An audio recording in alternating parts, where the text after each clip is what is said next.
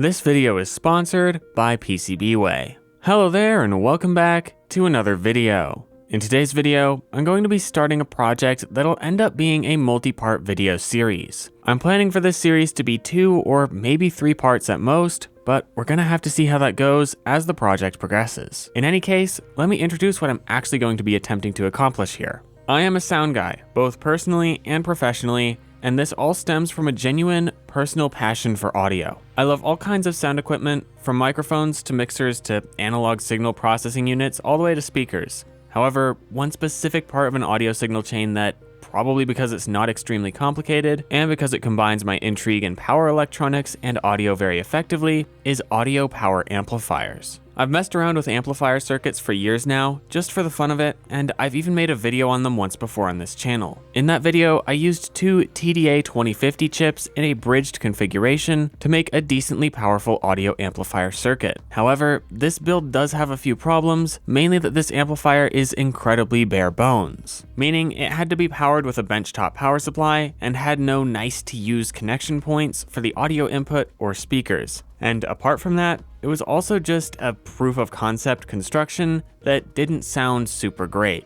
So that brings me to this project. I'm starting work on a project to make a genuinely nice sounding, nice to use audio power amplifier. This means I want it to be full stereo with a built-in headphone amplifier, volume control, integrated power supply, proper input and output connections, and all of this needs to be inside of a nice case. So while I could go through my entire design process, which took multiple months to get to the point where I'm currently at, and spoilers, I'm not even done, I'm instead just going to talk about the general ways in which I achieved each of these goals in this project to save everyone's time and my sanity, and also to hopefully provide an entertaining video. First of all, I want to get something out of the way because this affects the entirety of the design process, and I don't want to give any false impressions of my knowledge level and the depth of these designs. A lot of this circuit was based off of circuit designs that I was able to find online, and therefore, they weren't designed from zero by me. While there are several parts of this circuit that were fully designed by me, there are equally as many that are schematics pulled from the internet, maybe with a minor alteration or two, that have then been synthesized into the final, intertwined circuit that builds up the whole amplifier. In any case, let's get started with the first part of this amplifier that I figured out,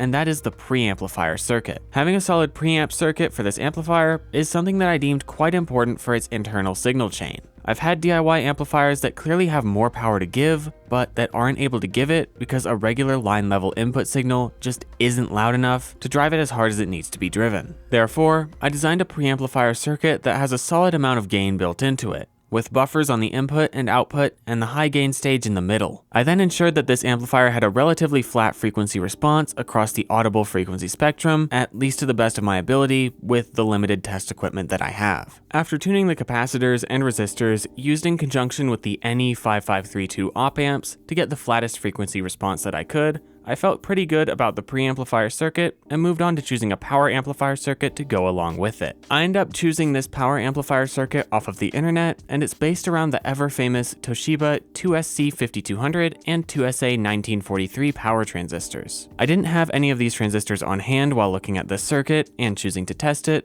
but after placing an order for some, I chose to push forward with prototyping it while using some other power transistors as stand-ins, fully aware that it might not sound its best. Powered off of a dual rail 24 volt supply, using a pair of 2S-D718 and 2S-B688 transistors as stand-ins, I tested out this amplifier circuit with the preamplifier that I designed feeding into it, and I was incredibly pleased with the results that I got. I felt that the sound quality was really solid, and while I didn't think to use any non-copyrighted music during this stage, and therefore can't give a sound sample, I can say that the sound was clear, balanced, and free of major distortions. At this point, my big order of several electronic components, including the Toshiba transistors, had arrived, and so I switched out the stand-in transistors for the Toshibas. Also, a quick note about these exact transistors: due to the prevalence of the 2SC5200 and 1943 on the internet for amplifier projects, there are an absurd number of fakes of these transistors out there, which might be out of the official specifications. If you're going to build a similar circuit to what I did, using these transistors,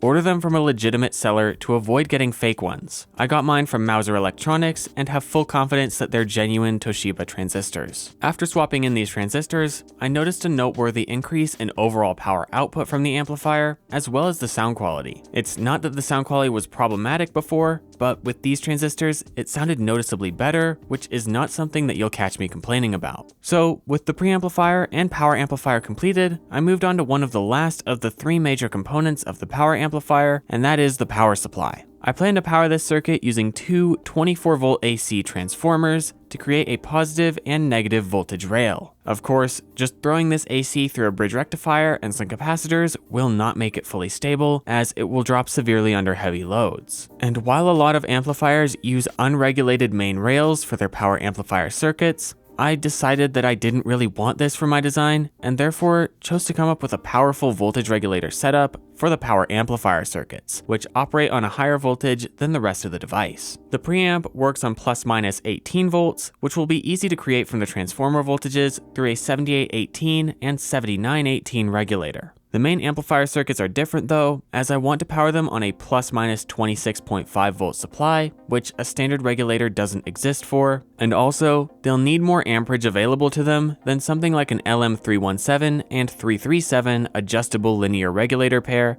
could provide. Now, one of the things that's absolutely great about the LM317 and the LM337 is that they can be easily combined with power transistors to beef up their current delivery capabilities. In these configurations, the transistors are called pass transistors, and I found a design online for a dual rail adjustable linear power supply that uses an LM317 and LM337 in combination with some TIP3055 and TIP2955 power transistors to be able to provide much more current at an adjustable voltage. After building this circuit up on a breadboard and fine-tuning its adjustments, I plugged it into the power amplifier, and I plugged the preamplifier into the 7818 and 7918 regulators and tested the whole setup out. Amazingly enough, it worked perfectly and still sounded great, although at this point, I was just powering it off of my dual rail benchtop power supply at its maximum voltage. So I grabbed the two 24 volt 40 volt ampere transformers that I bought for this project and wired their secondaries in series to create what's basically a 24-0-24 transformer. Then I passed this through a full bridge rectifier and some filter capacitors and tested the amplifier with this power supply setup.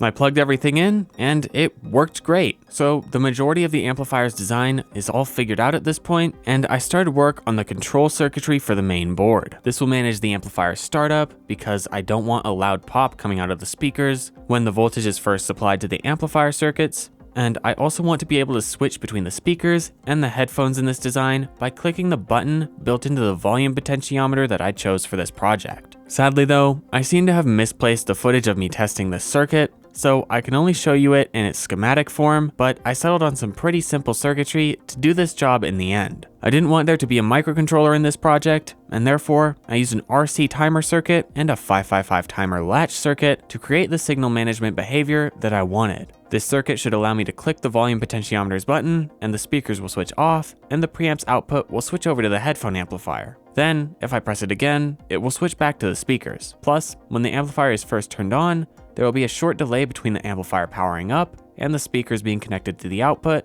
to avoid any loud pops. After all of this was done, I sketched up a basic input circuit that would allow this amplifier to receive an audio input both from a pair of stereo RCA jacks and a pair of XLR connectors for fully balanced inputs. Plus, I designed it in a way that it can receive audio from both of these inputs at once, and it will be mixed together. Then, I found a design for a good-looking headphone amplifier circuit online and added that to my circuit to add the headphone amplifier functionality that I wanted from it. And just like that, my design was complete. Though, it wasn't as quick and simple as it looks in this video. And that's because I've cut over most of the troubleshooting and tinkering that took place, as that would make this video several hours long. Just to put this into reference, as not to make this look easier than it was, at this point in the video, I'm about 3 months into this process. So, needless to say, I was itching to check this thing out in its full scale, on a PCB, with 2 channels instead of just 1. So, after several hours of designing a PCB in KiCad, I went over to the website of the sponsor of today's video, PCBWay, and purchased some PCBs based on this design so that I could build my amplifier. PCBWay is a custom manufacturing company offering a myriad of different services. but some of their major ones are PCB production and assembly, CNC machining, sheet metal production, and 3D printing. Their manufacturing quality is always exceptional, and ordering from them is as easy as uploading your files, selecting a few options about your part, and submitting your order to them. I was able to place my order for these PCBs in just a few minutes, and a little over a week after I'd placed the order, the PCBs were sitting on my doorstep and were ready to be assembled. Also, as of right now, PCBWay has their big Christmas sale going on from November 28th to December 31st. You can get some awesome coupons during this sale and have free upgrades on PCB colors, as well as 10% off of certain 3D printing materials. Definitely check that sale out if you're planning to order from them. Thank you to PCBWay for sponsoring this video, and check them out at my referral link in the video description. Now, let's get started soldering these boards together and testing them out. Now, these boards happened to arrive during a time of my life where I was unbelievably busy and sadly didn't have the time to sit down for a long session to solder the whole thing together. So my assembly of these boards is kind of segmented, and the first section that I soldered together was the mains power supply section and the control circuitry for the board. That meaning all of the stuff that controls signal flow and that turns the speakers and headphones on and off. After I had soldered this part of the circuit, I was actually able to plug the board into the transformers and give it a test. I think that the design of this board, which allows for only certain parts to be soldered on and then those parts to be tested individually, is a major advantage in this case. It helped me avoid building the whole board and risking blowing it up once the power is supplied because of something like a fault in the power supply circuit, especially because the total cost of all the components on this board isn't exactly pocket change. In any case, I plugged this part of the circuit into the wall and I gave it a test. I used my multimeter to check the positive and negative 18-volt rails, and they checked out good. I also checked the 12-volt rail for the control electronics, which was at the right voltage as well. However, when I clicked the button on the volume potentiometer, the relays didn't click, indicating that the switch over to the headphone amplifier didn't go to plan. Then I clicked the volume knob again, and it ended up working this time. After just a short bit of experimentation, I realized that for some reason, I was having to double click the volume knob to get it to initiate the changeover. After looking at the datasheet again, I found out that it was because the button in this knob is already a latching on-off switch, and I'm running that already latching switch into a latch circuit. I had looked at the datasheet when designing this board to see what kind of a switch was in the knob in case it was latching, but somehow I couldn't find it even though it was clearly there. And so I ended up assuming that it was a momentary switch, and that caused this slight mess up in the circuit. Oh well, thankfully that isn't a deal breaker for this PCB immediately, and should be an easy fix in the schematic for a V2. The next section of the PCB that I chose to solder together was the first stop in the signal chain in this amplifier, that being the input circuitry. This is the first part of the circuit that input signals hit when they come into the amplifier, and it handles things like the balanced XLR inputs and the mixing of the RCA and XLR inputs into one signal that goes to the headphone and power amplifier circuits. Next, I assembled the preamplifier circuitry, which I was actually really hoping would be even better than it was on the breadboard due to lower parasitic capacitances and such that would come from the breadboard. I checked the preamplifier to the best of my ability after assembling it, and while everything looks kind of disastrous on the oscilloscope, that's all interference from my LED lights, so I actually wasn't too concerned about what I was seeing here. What really mattered was that I could see the music signal on the output of the preamp, which was a very promising sign. Now, there's only one major part left in the chain to solder together to see if the board is at least mostly functional,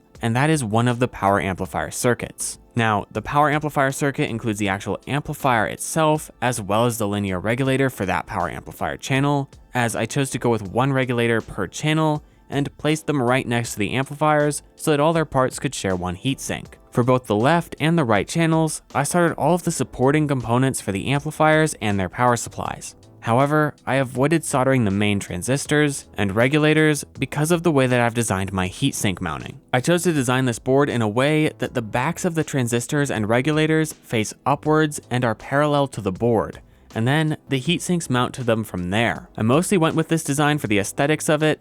Yeah, I know, but it also helps with the orientation of the heatsink fins in regards to convection cooling, as that's how I want the cooling to work. I wanted to avoid fans being involved in this project because of the noise that they tend to introduce both electrically into the circuit, and then also the environmental noise that they make by being on and moving air. All of this goes to say that I was kind of concerned about the order in which I should have assembled this circuit. I had originally been thinking to mount the chips to the heatsink, and then I would drop that whole assembly into the holes on the circuit board and solder it all into place. However, at this time, the correct taps for the threads in the heatsinks hadn't arrived yet, and so I couldn't do that. But even though I couldn't do that, I really wanted to test one channel of the PCB to see if it had all gone horribly wrong or not. And so I took a bit of a risk and created a little cardboard jig to mount the components for one of the channels while keeping them at the right height to put the heatsink on later. So after assembling the right channel of the amplifier and setting the regulator voltages properly and then connecting them through to the power amp circuit,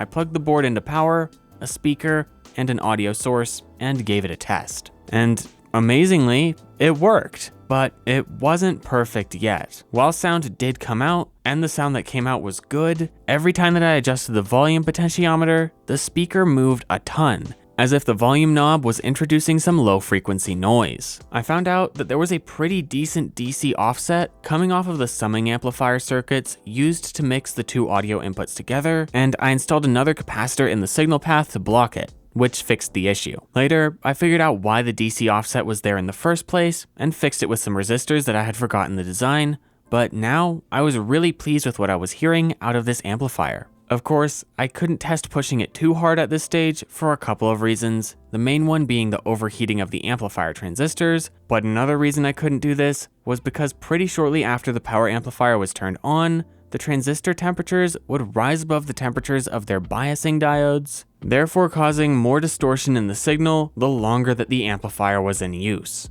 Pleased with what I had heard from the first channel though, and too impatient to wait for the stuff for the second channel to arrive, I soldered the power components to the second channel and gave it a similar test. However, when I did this, I didn't realize that there was a solder bridge between some transistor legs when I built this channel, and when I plugged the amplifier in, it was very clear that there was an issue with the left channel.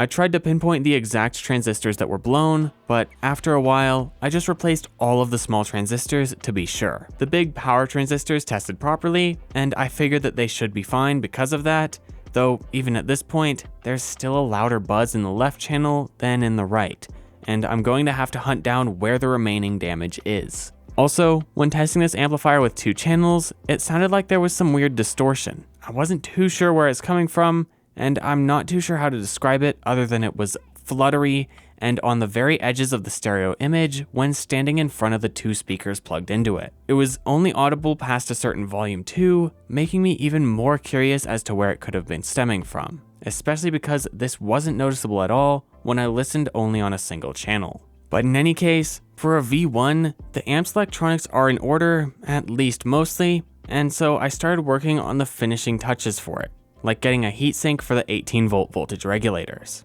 Then I soldered the headphone amplifier circuit together, which went well, and finally, the correct size taps had arrived and I got the heatsinks mounted. It was really important to use the proper isolation hardware during this step as well, because if I failed to do so, I could short the backs of the power transistors and voltage regulators together, which would have ended up disastrous, as it would have shorted the whole main power supply.